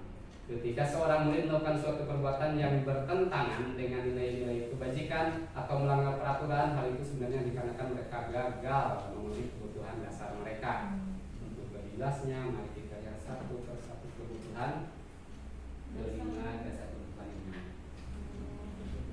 Jadi ada 5 kebutuhan dasar bangsa. Yang paling utama bertahan hidup. nah berlingkaran pak Berdasarkan kalau itu bisa sampai yuk.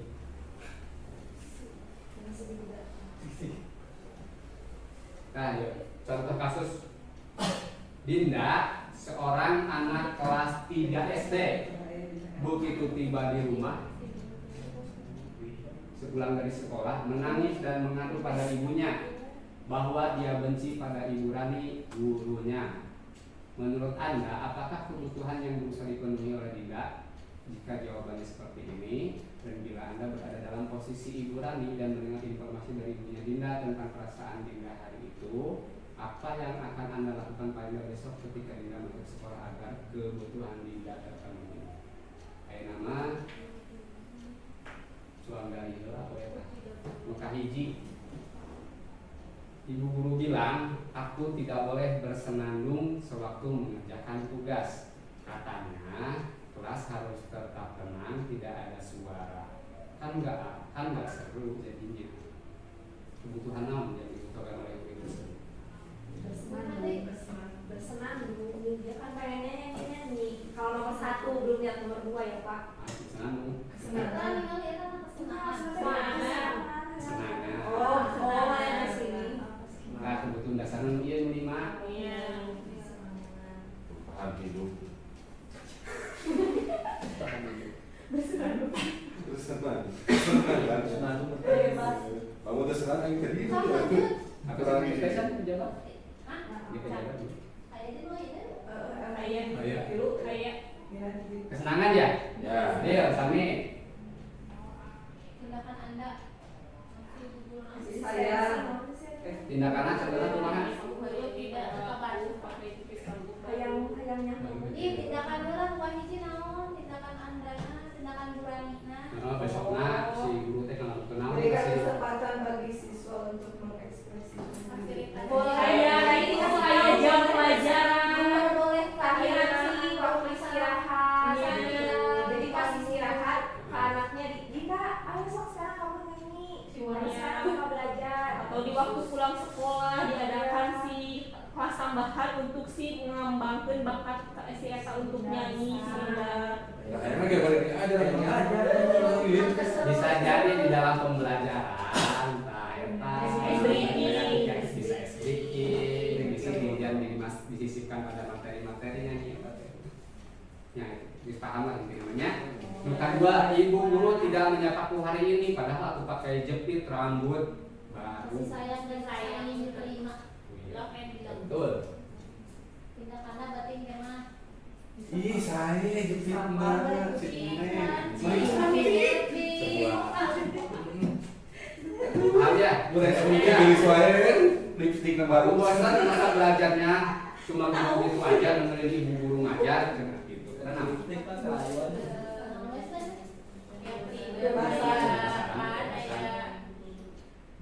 Kebebasan. Jadi Pak ada itu tadi Pak Kemudian ya, bebas. kebebasannya. Freedom. Setuju. Yuk. Paham. Kemudian yang terakhir, aku sebel gambarku tidak rapi, malah ibu guru menunjukkan ke teman-temanku di depan kelas. Iya, mana? Penguasaan. Masa ada itu diakui. Paham berarti ya 5 posisi, 5 posisi, 5 posisi. Dan sopir pamata ya. Udah ya kamu. Wah, di kelas. Nah, beranjak dari 5 kebutuhan dasar ada 5 posisi kontrol. Menurut Ian Johnson. Dalam bukunya Restitution Restructuring School Discipline mengemukakan bahwa guru perlu meninjau kembali penerapan disiplin di dalam ruang kelas mereka selama ini. Apakah telah efektif? Apakah berpusat memerdekakan dan memberikan anak? Bagaimana dan mengapa?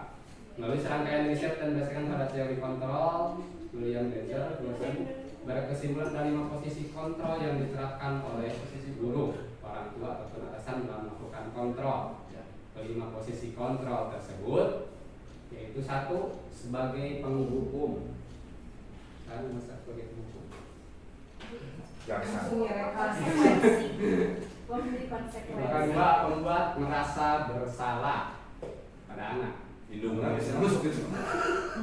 Kemudian posisi kontrol guru menjadikan anak-anak kita sebagai teman. Gimana Mas Abi? Gue banget ya. Kasawarin. Kemudian pemantau.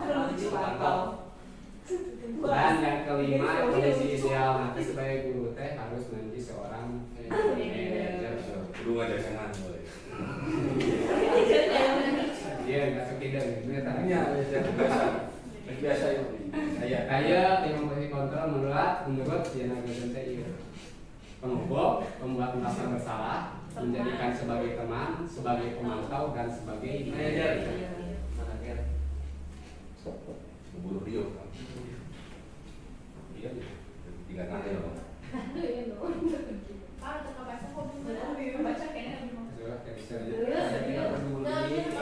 Skip lah.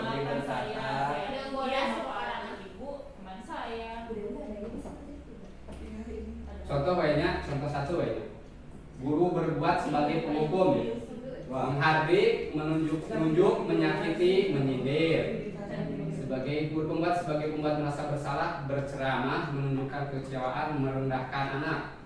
Kemudian yang sebagai teman membuat alasan-alasan untuk murid-muridnya. Sebagai pemantau, menghitung dan mengukur.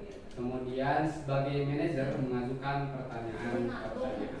Tapi waktu orientasi tadi sama ayah dia sebagai teman juga tidak baik, jadi anak teh akan merasa Malu dia. nya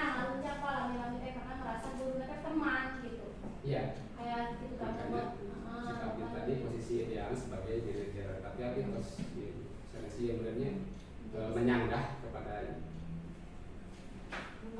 bahwa pada suatu keadaan di sekolah kita yang anak-anak berkebutuhan khusus itu ya, itu kan berbeda-beda karakternya. Ya, jadi saya sebagai posisi guru kepada anak saya kan namanya Cepi ya. Di situ anak merasa motivasinya muncul ketika anak tersebut dijadikan seorang teman oleh saya. Jadi cuma anak-anak mereka menyapa atau memperlakukan dia sebagai teman akan merasa masih bapak jadi hayang jeung eta, jadi saya guru eta, kamu merasa etanya serang eta dijadikan kemana? Ya, pemilihan egoisnya. Bisa ya. Pengalaman paling itulah orang saya dalam bahasa yang mata dengan guru yang jadi kalau tidak ada guru itu dia akan merasa kecewa, terus saran guru lainnya tidak akan seperti itu. Ya contohnya si Eri kan kayaknya kami dapat hati tuh. Jadi guys friend gitu. Jadi yang apa disesuaikan dengan Kondisi ya, anak. menurut saya itu disesuaikan dengan kondisi anak.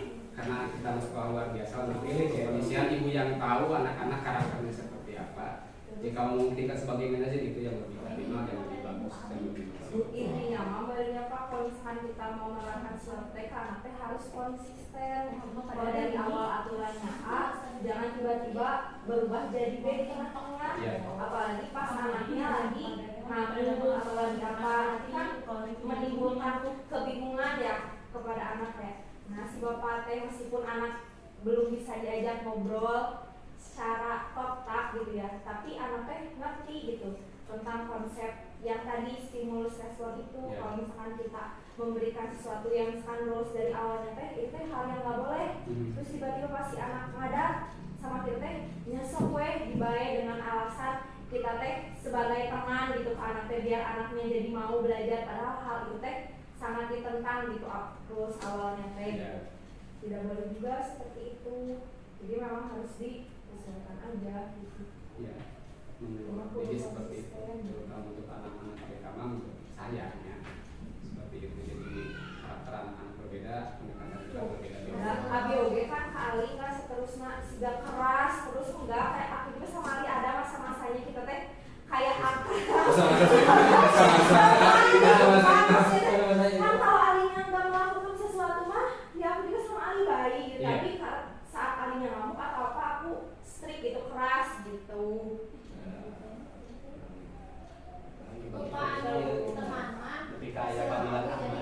Panggilan Saya aman. teman itu yang tiga hasilnya tuh jadi ketergantungan, yang penghukuman jadi pemberontak, menendam. Nah, terus yang membuat rasa bersalah hasilnya menyembunyikan, menyangkal atau berbohong, jadi hati-hati gitu. Anu pemantau jadi menyesuaikan bila diawasi. Manajer menguatkan watak atau karakter, ini bagus macam. Ya, Bagus lah semuanya. menurut teori paling bagus itu yang manajer, karena Aku bisa. juga topeng kan, rumah aku juga topeng, punya Tapi topeng sebagai teman, sebagai manajer. Tidak bisa Jadi jadi semuanya bakal kita alami. Iya ada bapak aku kita juga peran sebagai teman anak pasti butuh gitu merasa bersalah karena ya kata aku mau buat anak SRD butuh gitu Pak biar anaknya tahu hal itu salah. Jadi harus bikin anaknya merasa bersalah. Itu sebuah konsekuensi juga kalau dimodifikasi perilakunya. Nanti macam-macam teori misalnya. Iya, ya beda teori, beda juga itu tergantung. Abi perihal hukum dan semua tersebut. Itu teman. Dalam tina perkataan misalnya diidentifikasinya ya untuk penghukum. Kalau kamu tidak melakukannya, saya akan bla bla bla. Yang hubungannya, kabilah gitu ya.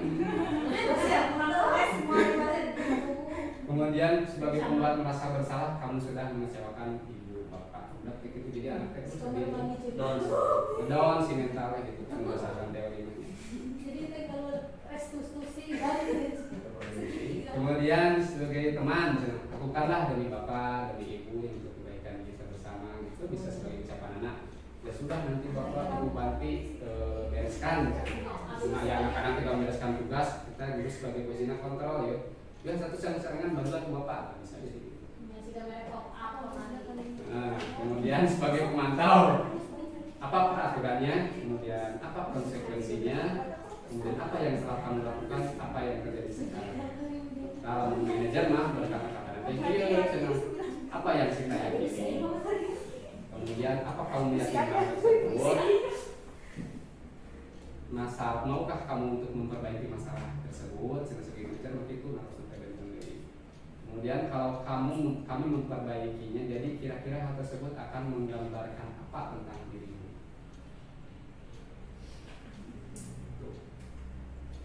Kalau dia siswa, isi W-nya dicatatnya, murid berkata sebagai penghukum, saya tidak peduli, sebagai pembuat merasa masalah, maafkan saya. Jadi anak-anak itu disuruh untuk minta maaf.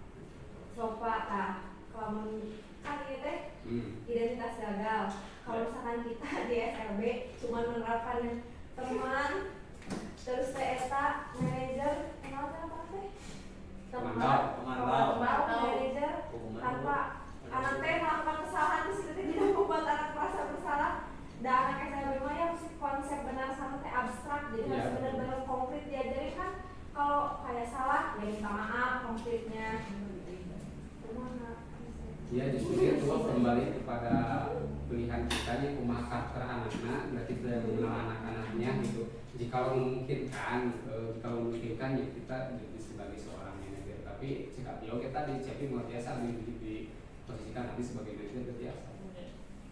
Kemudian sebagai pemantau berapa untuk berkomunikasi itu CP-nya biasa. Jadi abi mah paling mentok tapi sebagai teman gitu, paling mentok di mah gitu. Mun si CP itu kan misalnya sudah abi terangnya karakter anak-anak anak itu sadayana gitu. Jadi pandai-pandai mengontrolnya sebagai panen yang paling tinggi dan dia sebagai manajer. Jadi kalau memungkinkan ya maka misalnya sih sales. Jadi inti nama motivasi kontrol itu inti nama untuk membangkitkan motivasi intrinsik anak dirinya gitu. Biar anak berkemauan kita kumaha anak posisi orang harus seperti apa gitu anak-anak kata saya gitu. Kalau sebagai teori merasa bersalah ya motivasinya berkembang bisa begini kan. Tapi mudah-mudahan nampaknya di karakter anaknya kudu apa gitu. Udah memika si anaknya kalau ngetrok, kalau kamu di sekolah enggak. Jadi harus pintar memposisikannya tidak.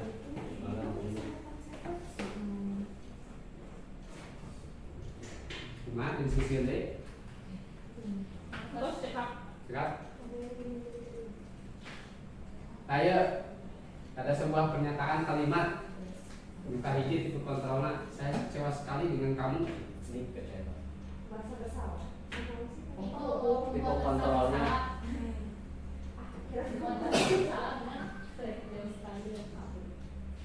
Kamu tidak akan mendapatkan bintang bila tidak menyelesaikan tugas ini ya.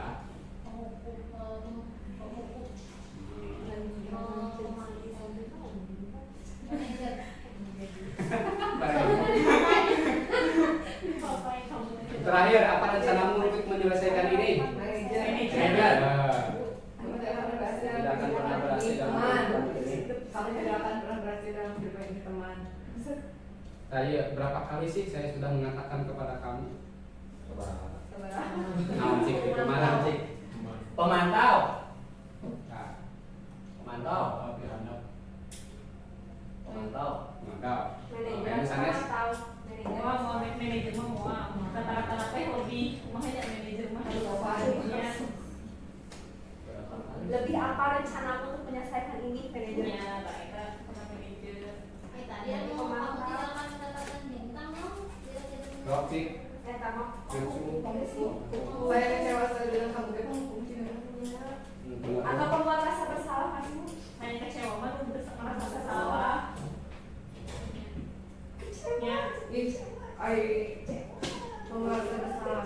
Kalau kamu merasa bersalah, kita merasa bersalah. Saya jadi anak-anak tapi kata-kata nama halus tapi merasa bersalah gitu kan. Jadi lu membuat rasa bersalah kan Dewi kita atau? Anak. Jadi kita kata-kata kita pengen membuat anak. Ya berarti Nyusul kan sih bang. Itu kalau saya kecewa benar.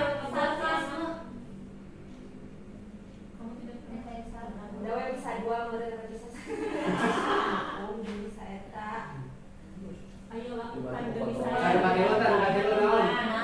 Man. Lain jadi mah geus paham ya. Cuma posisi kontrol saya. Kita lanjut. Gitu waktu. Mau kamu jemuran nih, boleh ganti. Mau apa boleh?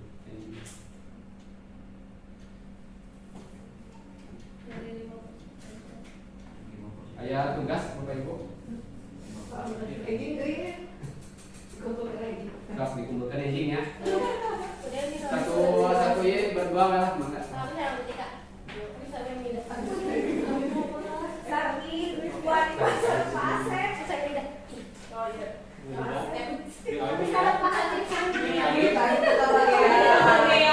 Bagian euy. Di Asep. Oh, dulu mulai ya tuh. Oh sudah ambil tugas pemilihan. Ada sebuah pencerahan, ada sebuah pencerahan, ada sebuah guru nate bisa memposisikan di belah mana gitu posisi guru eta teh. Pertanyaannya Pak Joko. Joko Dian. terakhir kalau segitiga restitusi. Iya. Segitiga berbeda. Setelah Anda mengetahui tentang apa restitusinya tadi, Ya. tentunya Anda akan mengetahui bagaimana cara melakukannya. Berdasarkan Jane Gozenry bahwa Restructuring School Discipline telah merancang sebuah tahapan untuk menentukan para guru dan orang tua dalam melakukan proses untuk menyiapkan anaknya melakukan restitusi bernama segitiga restitusi. Pada proses 3 tahapan tersebut didasarkan pada prinsip-prinsip utama dari teori kontrol, yaitu langkah pertama adalah menstabilkan identitas anak melakukan kesalahan, menstabilkan identitas anak. Ulah pakai langsung mengucapkan panggil anaknya, diskusi dirinya, validasi, saya stabilkan identitas anak. Namun sih Anda melakukan Oh, berarti berbicara 4 mata. iya. Kemudian memvalidasi tindakan yang salah. Kalau sudah misalkan coret-coret dindingnya, anak-anak kunaon anjeun coret-coret dinding gitu kan. Validasilah bahwa hal tersebut itu melakukan sebuah kesalahan. Validasilah. Dan yang ketiga adalah menanyakan keyakinan. Jika memang coret-coret dinding adalah melakukan sebuah kesalahan, keyakinan mana menurut anak tersebut keyakinan yang salah, yang diyakini telah melanggar keyakinan tersebut. Karena waktu orang sebagai tahapan ketiga yaitu menanyakan keyakinan. Nah itu 3 tahapan dalam segitiga restitusi ini. Yang satu menstabilkan identitas anak, kemudian memvalidasi tindakan yang salahnya, kemudian menanyakan keyakinannya. Contohnya ya, validasi tindakan yang salah. Entah ini menstabilkan identitas. Bisa dalam sebuah perkataan, setiap orang pasti pernah melakukan kesalahan, termasuk saya sebagai seorang guru dan kamu juga melakukan kesalahan. Nah, seperti itu, jadi stabilkan lagi emosinya, stabilkan anak-anak. Kemudian kamu bukan satu-satunya yang pernah melakukan ini. Kemudian setelah itu memvalidasi tindakan yang salah. Bentuk kata-kata bisa seperti kamu tentu punya alasan mengapa kamu melakukan hal tersebut. Kemudian adakah cara yang lebih efektif untuk mendapatkan apa yang kamu butuhkan. Setelah divalidasi tindakan salah anak-anak tersebut, kemudian terakhir yaitu menanyakan keyakinan. Keyakinan kelas apa yang telah kita sepakati berdasarkan kesalahan yang telah dilakukan. Kemudian kamu ingin menjadi orang yang seperti apa sih? Karena bukan kesalahan tersebut. Yo, di detailnya boleh di share apa di Pak Yogi itu kan Instagram cerdas seperti ini. Kemudian validasi tindakan yang salah seperti ini. Saya contoh kapasitas dilakukan.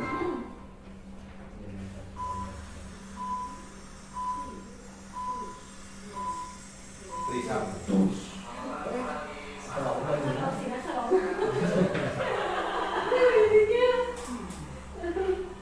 Ayo, tenang.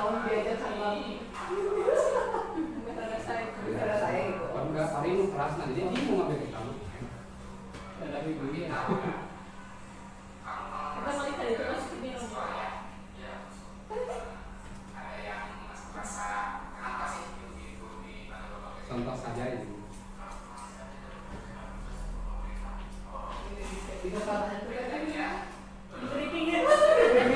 Ya, ini tugasnya membuat skema. Skema dia. Oh iya mah. Ulah aja asik. Beda iya lah, beda Ulah syuting. beda Buat satu hari itu. Jadi iya.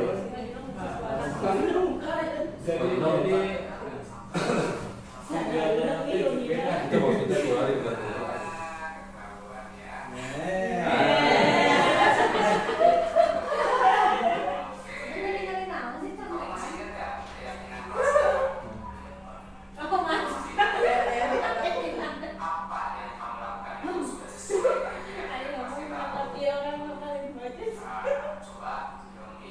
Itu teh salah kostum. Apa ini teh nunggu.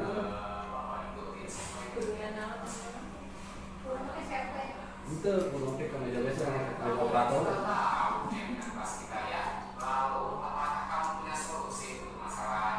Itu banget.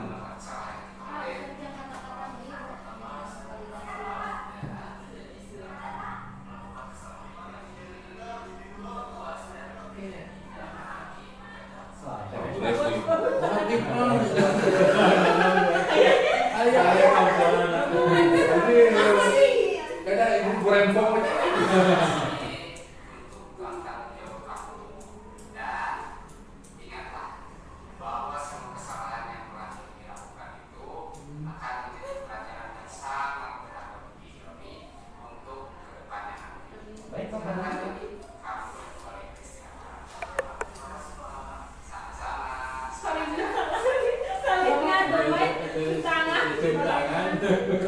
Oh, dan Gitu. Sama-sama. Tiga tahapan ya, 3 tahapan untuk segitiga esensi maka dilaksanakan kalau ada anak-anak ibu bapak yang sedang bermasalah. jadi lamun ngatakan si Habibie Ya. Dan itu jeung orang tua melibatkan untuk anak-anak SMA saya sarankan libatkan ada sebuah kolaborasi Apa mah yang sepakat yang ngomong apa itu saja Bapak Ibu ya, tentang diseminasi budaya positif di kelas yang telah saya laksanakan dan mudah-mudahan diseminasi ini bermanfaat bagi kita semua, terutama dapat dipraktekkan di kelas Bapak Ibu semuanya. Saya tutup. Wassalamualaikum warahmatullahi wabarakatuh. Waalaikumsalam.